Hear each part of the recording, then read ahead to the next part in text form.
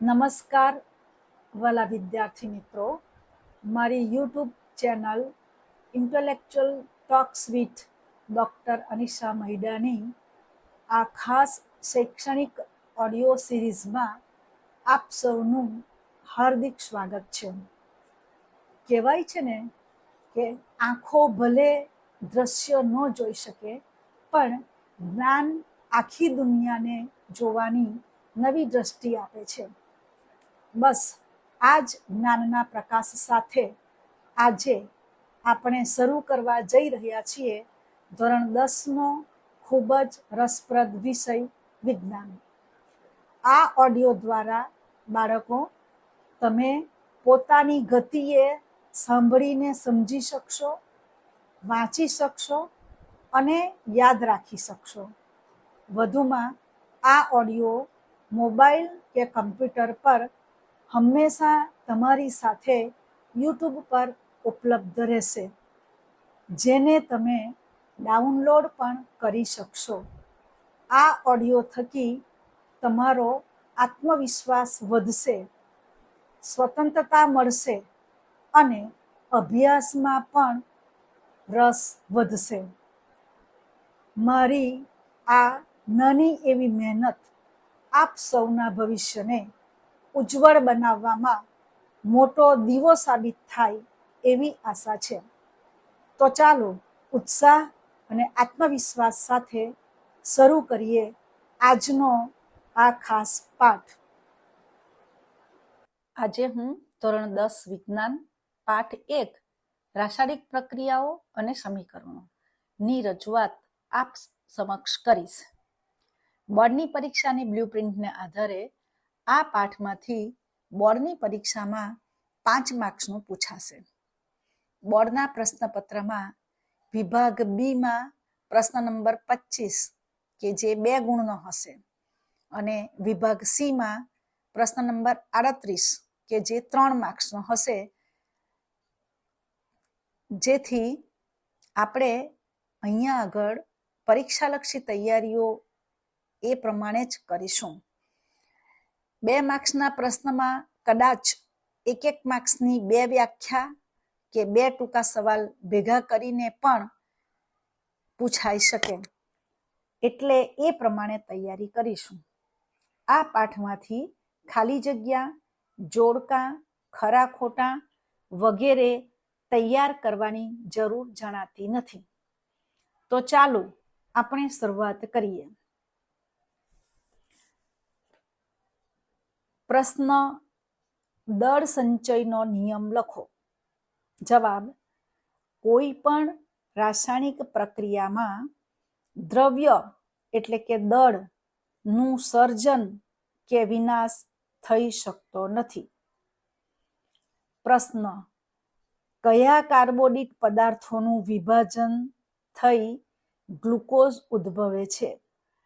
જવાબ: ભાત, બટાકા અને બ્રેડ જેવા કાર્બોદિત પદાર્થોનું વિભાજન થઈ ગ્લુકોઝ ઉદ્ભવે છે. પ્રશ્ન: પ્રતિવર્તી પ્રક્રિયા કોને કહે છે? જવાબ: જે પ્રક્રિયામાં પ્રક્રિયકોમાંથી નીપજ મળે અને એ જ નીપજમાંથી પાછા મૂળ પ્રક્રિયકો મળે, તો તેવી પ્રક્રિયાને પ્રતિવર્તી પ્રક્રિયા કહે છે. પ્રશ્ન: રાસાયણિક પ્રક્રિયામાં પ્રક્રિયકો અને નીપજોને કઈ તરફ દર્શાવાય છે? જવાબ: રાસાયણિક પ્રક્રિયામાં પ્રક્રિયકોને તીરની ડાબી બાજુએ, જ્યારે નીપજોને તીરની જમણી બાજુએ દર્શાવાય છે. કોપર સલ્ફેટના વાદળી સ્ફટિકોને સૂકી કસનળીમાં ગરમ કરતા તે રંગહીન બને છે કેમ? જવાબ: કોપર સલ્ફેટનો વાદળી રંગ એ તેની સાથે જોડાયેલ પાણીના 5 અણુઓને લીધે હોય છે. આથી તેને ગરમ કરતા તે પાણીના અણુઓ ગુમાવે છે. પરિણામે તે રંગહીન બને છે. વૈજ્ઞાનિક કારણો આપો. પ્રશ્ન: ખાદ્ય પદાર્થોને બંધ પાત્રમાં રાખવા જોઈએ. જવાબ: ખાદ્ય પદાર્થોને હવામાં ખુલ્લા રાખવામાં આવે તો તે હવામાંના ઓક્સિજન સાથે પ્રક્રિયા કરી ખાદ્ય પદાર્થને ખોરો કરે છે. પરિણામે ખોરાકનો સ્વાદ અને ગંધ બદલાય છે, જે સ્વાસ્થ્ય માટે હાનિકારક હોય છે. આથી ખાદ્ય પદાર્થોને બંધ પાત્રમાં રાખવા જોઈએ, જેથી તેમાં ખોરાપણું આવે નહીં. પ્રશ્ન: સ્ટીમરની પ્લેટોનું ક્ષારણ થતું અટકાવવા તેની ઉપર ઝીંકનું પડ લગાવવામાં આવે છે. જવાબ: સ્ટીમરની પ્લેટો લોખંડની બનેલી હોય છે. તેની ઉપર પાણી અને ભેજની હાજરીને લીધે અમુક સમય બાદ લાલાશ પડતો કથ્થઈ રંગનો પાવડર જમા થાય છે, જેને લોખંડનું કટાવું અથવા લોખંડનું ક્ષારણ થયું કહેવાય. આથી લોખંડનું ક્ષારણ થતું અટકાવવા માટે લોખંડ કરતાં વધુ સક્રિય ધાતુ ઝીંકનું તેની ઉપર પડ લગાવવામાં આવે છે. પ્રશ્ન: ઉષ્માક્ષેપક અને ઉષ્માશોષક પ્રક્રિયા એટલે શું? ઉદાહરણ આપો. જવાબ: ઉષ્માક્ષેપક પ્રક્રિયા જે રાસાયણિક પ્રક્રિયામાં નીપજના નિર્માણની સાથે ઉષ્મા ઉત્પન્ન થતી હોય તો તેવી રાસાયણિક પ્રક્રિયાઓને ઉષ્માક્ષેપક પ્રક્રિયા કહે છે. દાખલા તરીકે કુદરતી વાયુના દહનની પ્રક્રિયા એ ઉષ્માક્ષેપક પ્રક્રિયા છે. ઉષ્માશોષક પ્રક્રિયા જે રાસાયણિક પ્રક્રિયામાં નીપજના નિર્માણ સાથે ઉષ્માનું શોષણ થતું હોય તેવી રાસાયણિક પ્રક્રિયાને ઉષ્માશોષક પ્રક્રિયા કહે છે.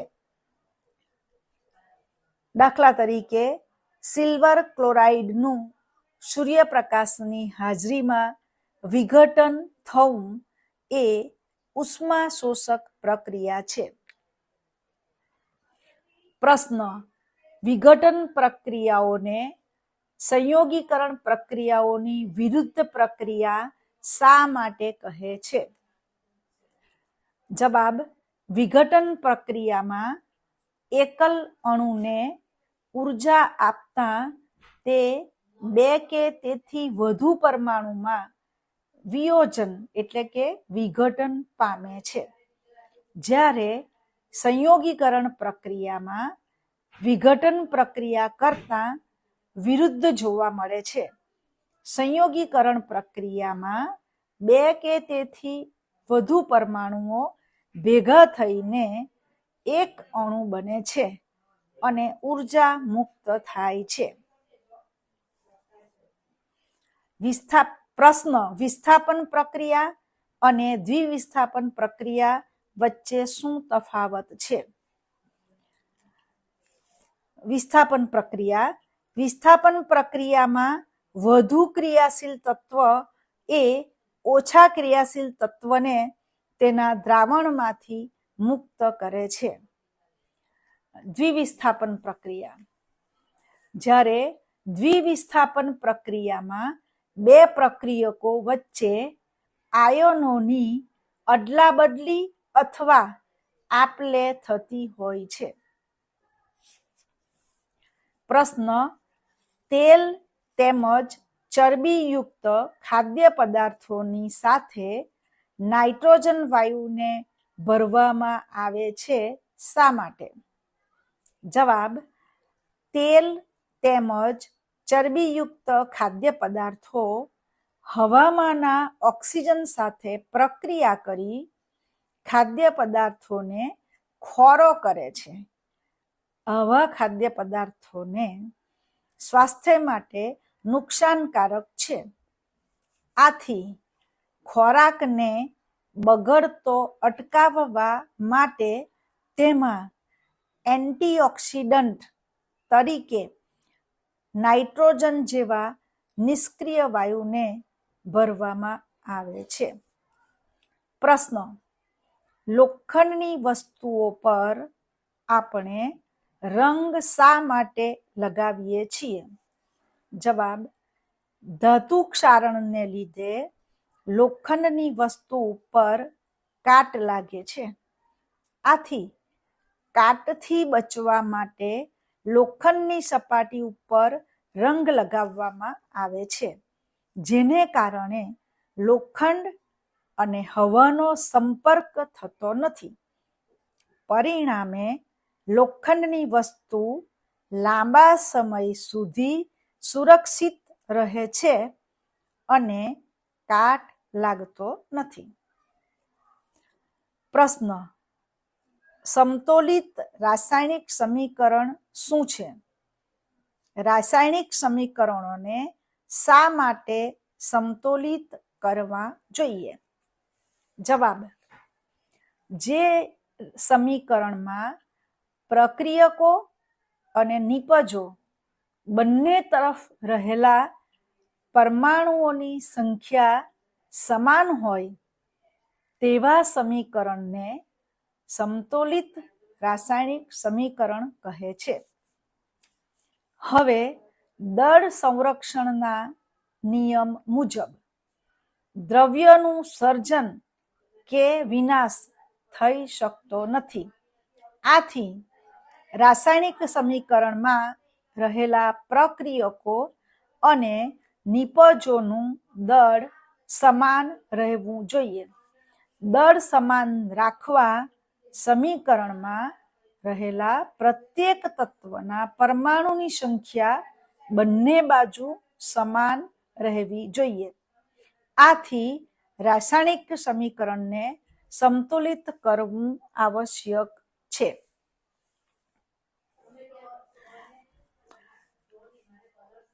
પ્રશ્ન, તફાવત આપો ઉષ્મા શોષક પ્રક્રિયા અને ઉષ્માક્ષેપક પ્રક્રિયા. વિદ્યાર્થી મિત્રો, આ સવાલ ઘણી બધી વાર બોર્ડની પરીક્ષામાં પૂછાયેલ છે.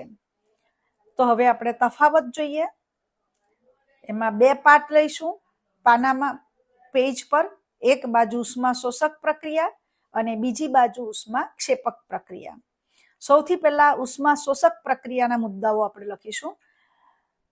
તો ઉષ્મા શોષક પ્રક્રિયા, જે રાસાયણિક પ્રક્રિયા દરમિયાન ઉષ્માનું શોષણ થાય છે તે પ્રક્રિયાને ઉષ્મા શોષક પ્રક્રિયા કહે છે. સામેની બાજુ ઉષ્માક્ષેપક પ્રક્રિયામાં લખીશું, જે રાસાયણિક પ્રક્રિયા દરમિયાન ઉષ્મા મુક્ત થાય છે તે પ્રક્રિયાને ઉષ્માક્ષેપક પ્રક્રિયા કહે છે. હવે ઉષ્મા શોષક પ્રક્રિયામાં બીજો મુદ્દો, ઉષ્મા શોષક પ્રક્રિયામાં ઉષ્મા આપવી પડે છે. સામે ઉષ્માક્ષેપક પ્રક્રિયામાં લખીશું, ઉષ્માક્ષેપક પ્રક્રિયામાં ઉષ્મા પ્રાપ્ત થાય છે. ત્રીજો મુદ્દો, ઉષ્મા શોષક પ્રક્રિયામાં લખીશું, ચૂનાના પથ્થરને ઉષ્મા આપવાથી કેલ્શિયમ ઓક્સાઇડ અને કાર્બન ડાયોક્સાઇડ ઉત્પન્ન થાય છે. સામે ઉષ્માક્ષેપકમાં લખીશું, કોલસાનું દહન થઈ કાર્બન ડાયોક્સાઇડ બને છે અને ઉષ્મા મુક્ત થાય છે. તો આ પ્રમાણે બંને સાઈડ આપણે 3 મુદ્દા એમાં લીધા. આગળ જોઈએ પ્રશ્ન, ધાતુઓના ભૌતિક ગુણધર્મો લખો. આ પ્રશ્ન માર્ચ 23 પૂછાયેલો છે મિત્રો. જવાબ જોઈએ આપણે. ધાતુઓ તેમની શુદ્ધ અવસ્થામાં ચળકાટવાળી સપાટી ધરાવે છે. ધાતુઓ ટીપી પાતળા પતરા બનાવી શકાય છે. ટીપાવપણાનો ગુણધર્મ ધરાવે છે. ત્રીજો મુદ્દો, ધાતુઓમાં બારીક પાતળા તાર ખેંચી શકાય છે, એટલે કે તે તણાવપણાનો ગુણધર્મ ધરાવે છે. ધાતુઓ વિદ્યુત અને ઉષ્માની સુવાહક હોય છે. ધાતુઓ અફડાવાથી રણકાર ઉત્પન્ન થાય છે. ધાતુઓના ગલનબિંદુ ઊંચા હોય છે. ધાતુઓ સામાન્ય રીતે ઘન સ્વરૂપમાં હોય છે. અપવાદ પારો અને ગેલિયમ પ્રવાહી છે. ધાતુઓ સામાન્ય રીતે સખત હોય છે. અપવાદ સોડિયમ અને પોટેશિયમ નરમ છે. પ્રશ્ન, ધાતુ ક્ષારણ અટકાવવાના ઉપાયો લખો. જવાબ, ધાતુઓના ક્ષારણ અટકાવવાના ઉપાયો: રંગ કરીને, અલ્પવિરામ તેલ લગાવીને, અલ્પવિરામ ગ્રીસ લગાવીને, અલ્પવિરામ ગેલ્વેનાઇઝિંગ કરીને, અલ્પવિરામ ક્રોમ પ્લેટિંગ કરીને, એનોડીકરણ દ્વારા, મિશ્ર ધાતુઓ બનાવીને લોખંડનું ક્ષારણ અટકાવી શકાય છે. અને છેલ્લો મુદ્દો, સ્ટીલ અને લોખંડને કાટ સામે રક્ષણ આપવા માટે તેમની પર ઝીંકનું પાતળું સ્તર લગાવવાની પદ્ધતિ ગેલ્વેનાઇઝિંગ છે. હવે થોડાક મોટા સવાલો આપણે જોઈશું. પ્રશ્ન, શ્વસન એ ઉષ્માક્ષેપક પ્રક્રિયા છે, સમજાવો. જવાબ, જીવન જીવવા માટે ઉર્જાની જરૂર પડે છે. આપણે જે ખોરાક ખાઈએ છીએ તેમાંથી આ ઉર્જા મળે છે. પાચન દરમિયાન ખોરાક વધુ સરળ પદાર્થોમાં વિભાજિત થાય છે. દાખલા તરીકે ભાત, બટાટા અને બ્રેડમાં કાર્બોદિત પદાર્થો હોય છે. આ કાર્બોદિત પદાર્થોનું વિભાજન થઈ ગ્લુકોઝ આપણા શરીરના કોષોમાં રહેલા ઓક્સિજન સાથે સંયોજાઈને ઉર્જા પૂરી પાડે છે. આ પ્રક્રિયાને શ્વસન કહે છે. આમ શ્વસન પ્રક્રિયા દરમિયાન ઉર્જા મુક્ત થતી હોવાથી શ્વસન એ ઉષ્માક્ષેપક પ્રક્રિયા છે. સવાલ, વિઘટન પ્રક્રિયા એટલે શું? એનો જવાબ, જે રાસાયણિક પ્રક્રિયામાં એક જ પ્રકારના પ્રક્રિયકને ગરમ કરતા એકથી વધુ નિપજો બનતી હોય તેવી પ્રક્રિયાને વિઘટન પ્રક્રિયા કહે છે. ઉપરાંત ઉષ્માની મદદથી કરવામાં આવતી વિઘટન પ્રક્રિયાઓને ઉષ્મીય વિઘટન કહે છે.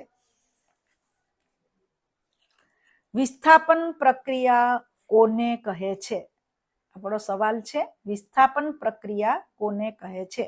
જવાબ, જે રાસાયણિક પ્રક્રિયામાં વધુ ક્રિયાશીલ તત્વ એ ઓછા ક્રિયાશીલ તત્વને તેના સંયોજન અથવા તો દ્રાવણમાંથી દૂર કરે છે તેને વિસ્થાપન પ્રક્રિયા કહે છે.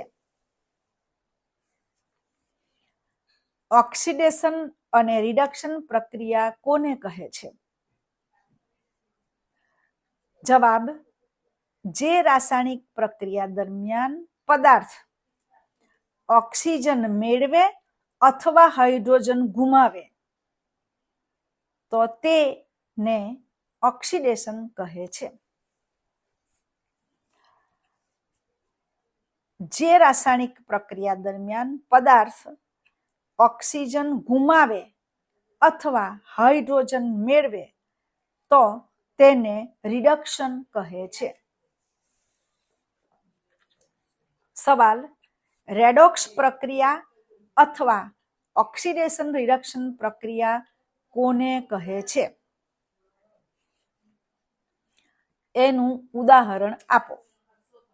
જવાબ: જે પ્રક્રિયામાં એક પ્રક્રિયકનું ઓક્સિડેશન થતું હોય અને બીજા પ્રક્રિયકનું રિડક્શન થતું હોય તો તેવી પ્રક્રિયાને રેડોક્સ પ્રક્રિયા અથવા ઓક્સિડેશન રિડક્શન પ્રક્રિયા કહે છે.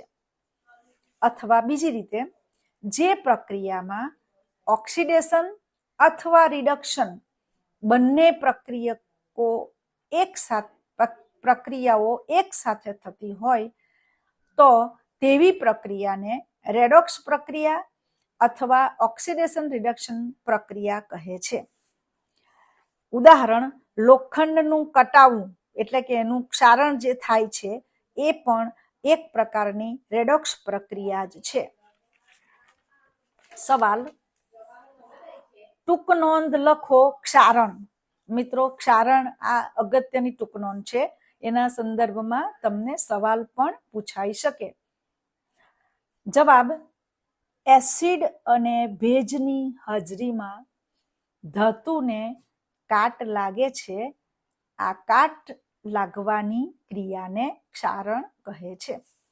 દાખલા તરીકે, લોખંડને કાટ લાગે, ચાંદી પર લાગતું કાળા રંગનું સ્તર તથા તાંબા પિત્તળના વાસણો ઉપર લીલા રંગનો ક્ષાર બાજે વગેરે ક્ષારણના ઉદાહરણ છે. ક્ષારણને કારણે લોખંડના ઉપરના સ્તર પર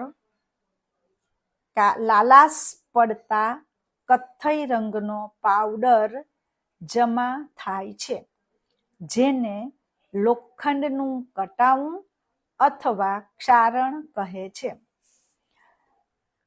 ટૂંકમાં, જ્યારે ધાતુ પર તેની આસપાસના પદાર્થો જેવા કે ભેજ, એસિડ વગેરેનો હુમલો થાય ત્યારે તેનું ક્ષયન થાય છે. આ પ્રક્રિયાને ક્ષારણ કહે છે. ક્ષારણને લીધે લોખંડમાંથી બનતી વસ્તુઓ જેવી કે કારના ભાગો, પુલ, લોખંડની રેલિંગ, જહાજ વગેરેને નુકસાન થાય છે. આથી કાટયુક્ત લોખંડને બદલવા વધુ ખર્ચ થાય છે.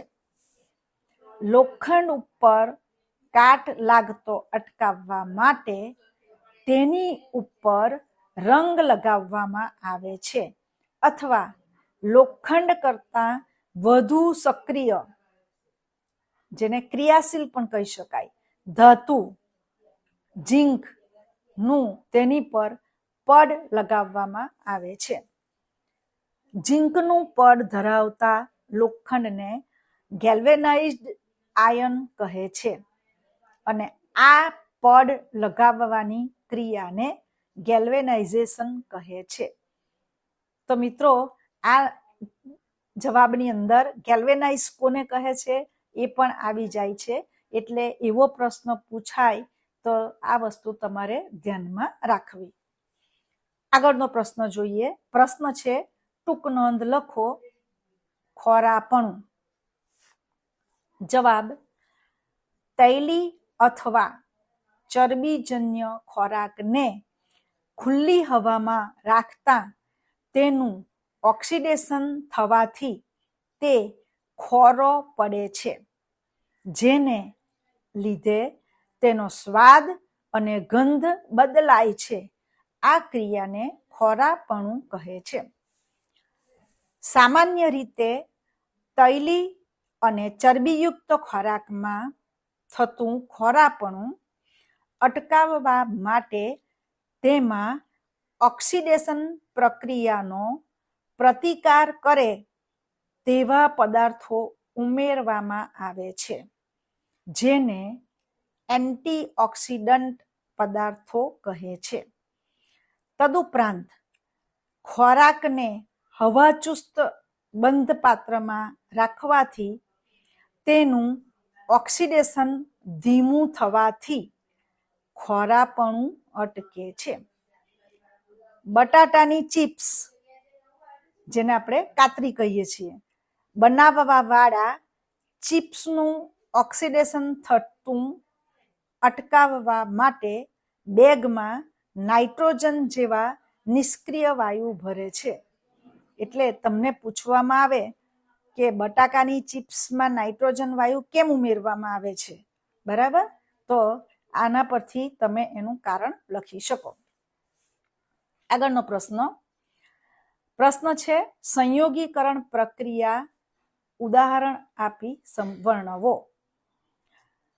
જવાબ: એવી પ્રક્રિયા કે જેમાં 2 કે તેથી વધારે પ્રક્રિયકોમાંથી એક જ નિપજનું નિર્માણ થાય તેને સંયોગીકરણ પ્રક્રિયા કહે છે. ઉદાહરણ: કોલસાનું સળગવું એ સંયોગીકરણની પ્રક્રિયા છે. તો મિત્રો, આ પાઠમાં આ પ્રમાણે આટલી જ તમે તૈયારી કરશો તો તમે 5 માર્ક્સનું લખી શકશો, એટલે પૂરા માર્ક્સ તમને મળશે. એટલે આ જે ઓડિયો છે આપની સમક્ષ જે મેં રજૂ કર્યો છે એને ધ્યાનથી 2 વાર 3 વાર એવું સાંભળશો તો તમને તમામ બાબતો યાદ રહી જશે. કેવો લાગ્યો મિત્રો મારો આ વિડીયો? સારો લાગ્યો હોય તો તમારા પ્રતિસાદ તમારા શિક્ષક દ્વારા મને આપશો, તો હું તમને આનાથી બીજા આગળના પાઠો માટેનો ઓડિયો તૈયાર કરીને મોકલાવીશ. Thank you very much.